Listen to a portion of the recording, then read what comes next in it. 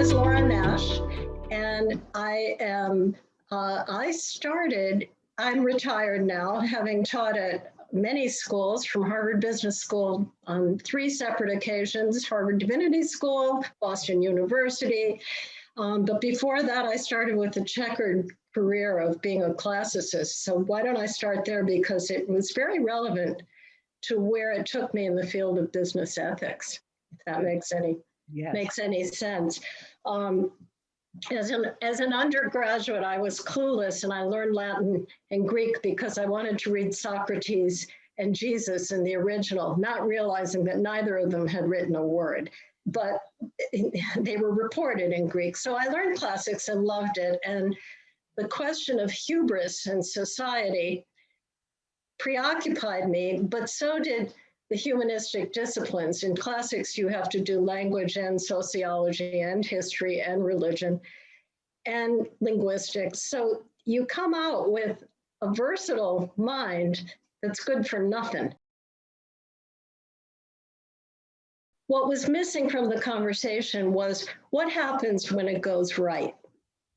Is that easy? Is that hard? What happens? And how does that work when it comes up against these really tough ethical issues? So, and my second observation was, it is very hard from these disciplines to write about this. It's very hard as a philosopher to write about this. If you're a journalist today, you can be more philosophical than newspapers let you be at the time. But the fields were divided, and there was no opportunity to talk to business people and combine that with the kind of intellectual models and theoretical models that philosophers and humanists in general would have said are really helpful to sort this all out. Well, they thought this was hysterically funny at Harvard Business School and said, well, put together a research project. Long story short, I ended up on the faculty as a research fellow and then ended up as an assistant professor. And the first thing they did was make me write cases and make me write, what would this kind of commentary look like? And what came out of that was an article in Harvard Business Review called Ethics Without the Sermon. And this became a classic reading. For 30 years, this thing kept being reprinted and taught. And yes, it's good. Well, thank you. But it's different, and it's not as theoretical. What it was trying to say was, let's see if we can find enough insight so that when we can raise awareness. And really, Pat, it gets to your moral imagination at an earlier and less well-articulated stage of saying, you and I both know there's some rotten consequences going on, but how do we wrap our minds around it? And the 2 things that article did was suggest 10 questions that could spark awareness. They didn't solve it, but they said, you'll listen to questions more than you'll listen to theory. And the other thing that article did was it suggested, in a tongue-in-cheek way, but I really meant it, a theory of ethical behavior in business that I called the good puppy theory.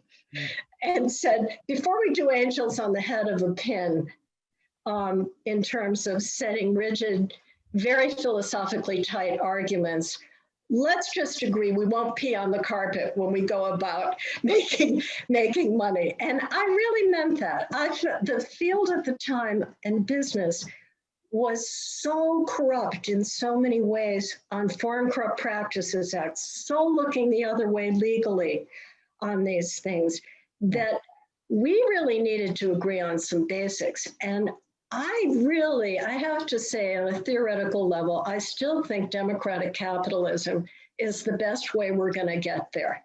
The terms of that are going to be debatable, but there's more freedom and more market responsiveness to more people in it, in my opinion, if you structure it well.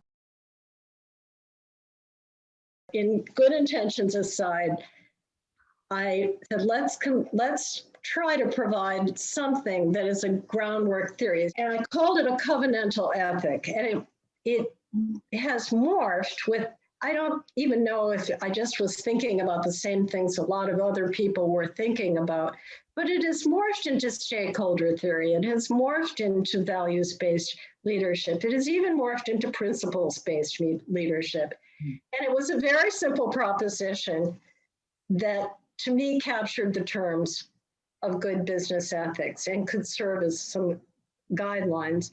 And that was that you have to deliver value as your first proposition. Mm-hmm. You have to structure this system in a way that you deserve a profit out of it. You have to structure your own strategy in a way that you find a profit. We're not talking about philanthropy here, and we're not trying to organize, do good to do well. It's not mechanistic. The third issue was service provision, that you really had to provide something to other people, not just internally, and that was where the stakeholder stuff came in. It was a broad group. And finally, the means, and I think this was the one that got ignored in my mind because, I don't know, maybe because I'm a woman, it seems so obvious. Enabling relationships. The only way you were going to get there was through enabling financial and social relationships. And that's a very different model from a winner take all. I'll be either self-sacrifice. Still being scattered around, and I think mostly through women who are writing, but that's right. Carol Gilligan was always saying women looked at relationships, men looked at hierarchical rules when they addressed ethical issues. I don't know. She had a lot of research behind that. Well, what that ethics said was the real challenge is on those pieces is not to subordinate anything to the other, that it's four pieces, and the trick is getting them to work together. And I think stakeholder theory has always had this goal. How do we get this all to work together? We can put it in a hierarchy, or we can figure out something else. And that something else is what I wrote about in Just Enough, which is being able to juggle over time. You don't do it all at once in a one-shot decision. You do it over time and you keep track. This to me was a very simple proposition. I was writing the book Just Enough with Howard Stevenson at Harvard Business School and working with a lot of entrepreneurial CEOs.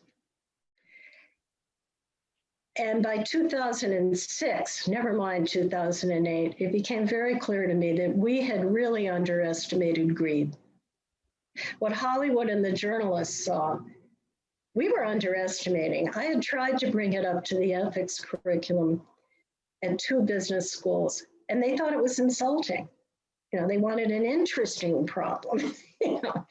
Well, it's a very interesting problem. And, what's behind it? Is it the amount of money, or is it something deeper in the structure of capitalism that is behind this kind of greed?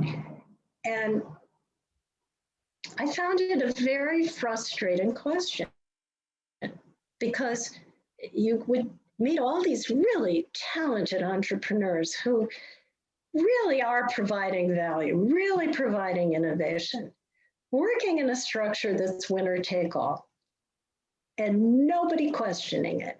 And in fact, teaching variations of winner take all in things like, in concepts like peak performance. What business school hasn't read Clayton Christensen and tried to talk about peak performance?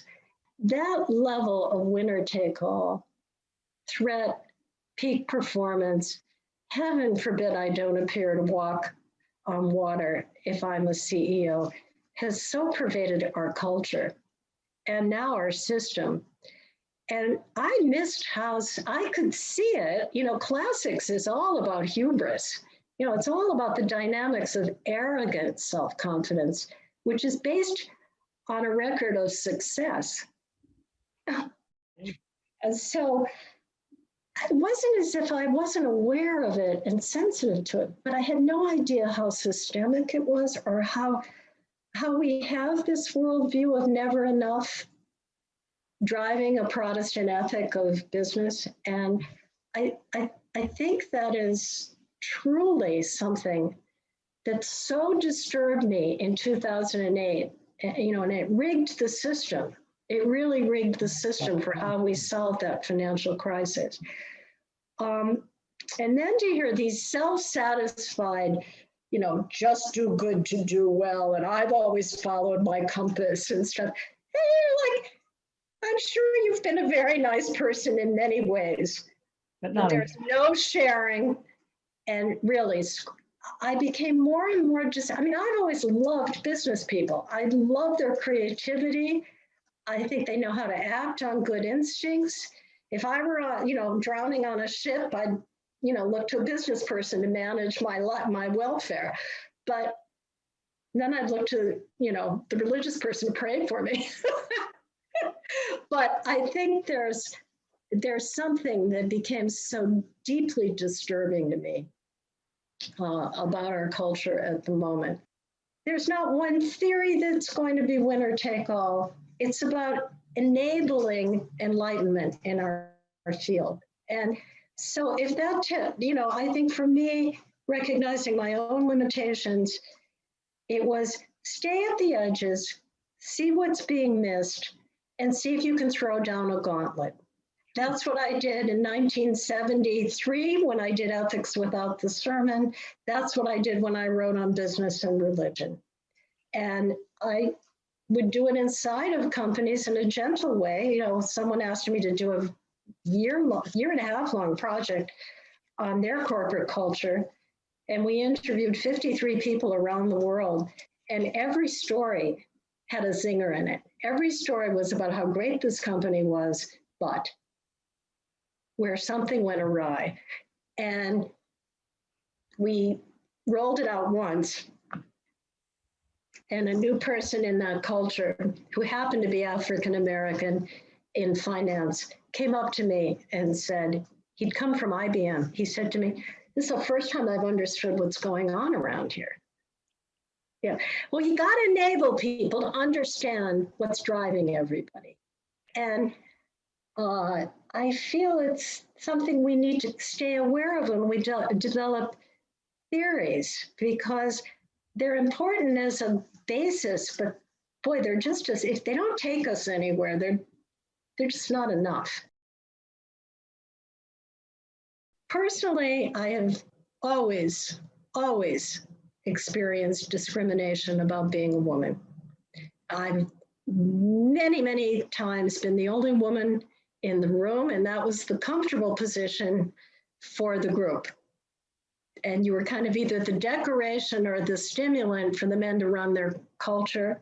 I think that there were also personal issues around having children and supporting children.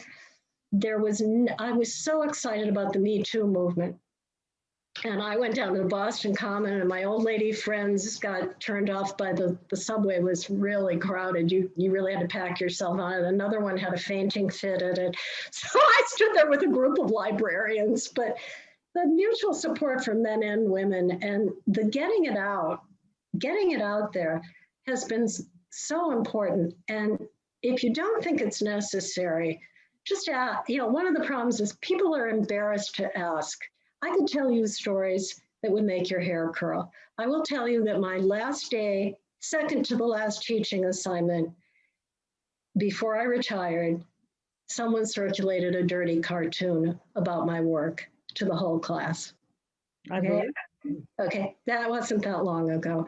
And I've been on I was on a very wonderful international banking committee that was on the LGBT issues that started about 5 years ago. And Tina Brown was kind of organizing the sessions, but it was a group of women entrepreneurs, minority entrepreneurs. I shouldn't use the word minority, gay entrepreneurs, gay lesbian group, trans groups, African American. And we were on these retreats where they told their stories. And I have to say, you come away just going, this is so unnecessary. This is just, but it's also, we have ruined so many people's lives with this kind of prejudice. And I'm so excited.